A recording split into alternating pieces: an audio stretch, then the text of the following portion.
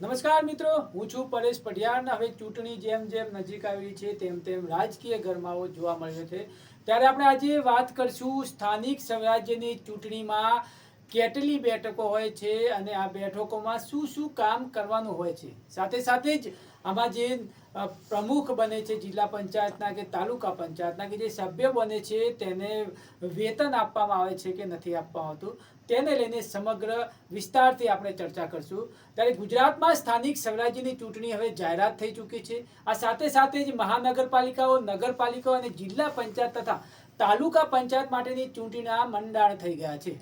ગુજરાતમાં ચૂંટણી પંચ દ્વારા આપવામાં આવેલી માહિતી પ્રમાણે આગામી ચૂંટણી દરમિયાન 4,19,00,000 જેટલા મતદારો તેમના બંધારણીય અધિકારનો ઉપયોગ કરશે. 26 એપ્રિલના રોજ ચૂંટણી યોજાઈ રહી છે.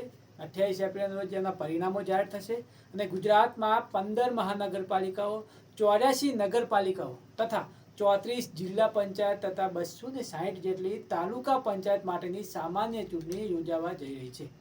તો આપણે આજે વાત કરીએ છીએ કે ગુજરાતના ગ્રામ્ય વિસ્તારોની વાત કરીએ તો જિલ્લા તાલુકા પંચાયતની ચૂંટણીઓ જે યોજાવા જઈ રહી છે તેના કારણે રાજકીય મુદ્દાઓની ચર્ચા સહિત જિલ્લા તાલુકા પંચાયતના સભ્યો અને હોદ્દેદારોએ કરવાના કાર્યો અને તેમને વળતી સ્વરૂપે મળતા વેતન ભથ્થા અંગે વ્યાપક કુતૂહલ જોવા મળી રહી છે. આપણા મનમાં પણ ઘણીવાર થાય છે કે જે આ ચૂંટણી લડે છે, ચૂંટણીમાં તેમને યોગ્ય જે ચૂંટણી જીતે છે તેવા સભ્યોને કે નગરપાલિકા, તાલુકા પંચાયતના કે જિલ્લા પંચાયતના પ્રમુખોને શું વેતન મળતું હશે કે કેમ. તો આપણે એ વાત કરીશું આજે. અધિનિયમ કલમ 65ની પેટા કલમ 1 પ્રમાણે તાલુકા પંચાયતના પ્રમુખને ઠરાવવામાં આવેલા માનદ વેતન આપવાની જોગવાઈ કરાઈ છે. આ સંદર્ભે ગુજરાત પંચાયત અધિકારીઓને માનદ વેતન સુધારા નિયમો 2024માં સ્પષ્ટ જોગવાઈ કરી છે. જે પ્રમાણે અગાઉ જે તે તાલુકા પંચાયતના પ્રમુખને અપાતા પ્રતિમાસ પહેલા 2250 રૂપિયાના માનદ વેતન આપવામાં આવતું. હાલ તેમાં વધારો કરવામાં આવ્યો છે. તેમની રકમ હાલ 10,000 રૂપિયા પ્રતિ માસ કરી દેવામાં આવી છે.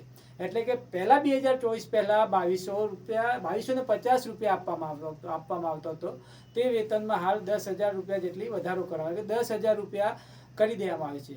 આવી જ રીતે અધિનિયમ કલમ 79(1) સુધારો કરીને જિલ્લા પંચાયતના પ્રમુખને મળતું માનદ વેતન એમાં વધારો કરીને પ્રતિ માસ 15,000 રૂપિયા કરી દેવામાં આવ્યું છે. અગાઉ જે તે જિલ્લા પંચાયતના પ્રમુખને આ વેતન 3,750 રૂપિયા આપવામાં આવતું હતું.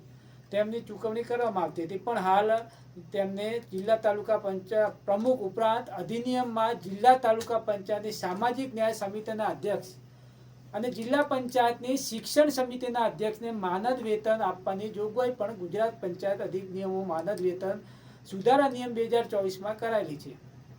સુધારા અનુસાર ઉપરોક્ત તાલુકા અને જિલ્લા પંચાયતની સામાજિક ન્યાય સમિતિના અધ્યક્ષને મળતા માનદ વેતનમાં વધારો કરીને અનુક્રમે પ્રતિ માસ 7,500 રૂપિયા અને 10,000 રૂપિયા કરવાની જોગવાઈ કરવામાં આવી છે. આ ઉપરાંત જિલ્લા પંચાયતની શિક્ષણ સમિતિના અધ્યક્ષને પ્રતિ માસ 10,000 રૂપિયા માનદ વેતન તરીકે ચૂકવવાની જોગવાઈ કરવામાં આવી છે. જો કે આ અધિનિયમ ઉપરની યાદીમાં સામેલ ન હોય એવા જિલ્લા તાલુકા પંચાયતના સભ્યોને માનદ વેતન ચૂકવવાની કોઈ જોગવાઈ અત્યારે કરવામાં આવી નથી. અલબત્ત અધિનિયમમાં કરેલા જોગવાઈ પ્રમાણે પંચાયતના પ્રમુખ, ઉપપ્રમુખ ઉપરાંત સભ્યોને પણ સરકારી કામકાજ માટે કરેલા પ્રવાસ માટે ઠરાવેલા મુસાફરી ભથ્થું મેળવવાના હકદાર રહેશે.